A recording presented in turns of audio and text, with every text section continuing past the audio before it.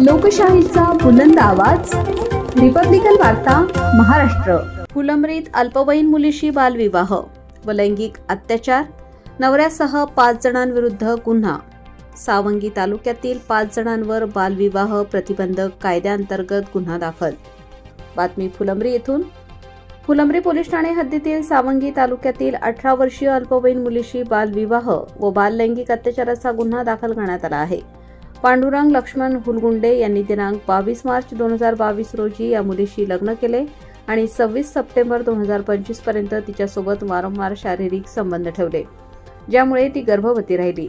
या प्रकरणात गीताबाई ज्ञानेश्वर बनकर, ज्ञानेश्वर भगवान बनकर, विजय माला हुलगुंडे आणि लक्ष्मण हुलगुंडे यांच्यासह 5 जणांवर गुन्हा दाखल करण्यात आला आहे, कारण त्यांनी बालविवाहास प्रोत्साहन दिले। गुन्हा फुलंब्री पोलीस ठाण्यात रजिस्टर नंबर 475/2025 अंतर्गत 18 वर्षाखालील मुलीशी संबंधित विविध कलमांअंतर्गत नोंदवला आहे।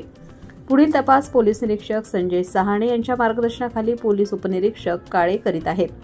रिपब्लिकन वार्ता Maharashtra वृत्तवाहिनीसाठी Aurangabad Marathwada उपसंपादक Akbar Shah. Subscribe now and press the bell icon. Never miss an update.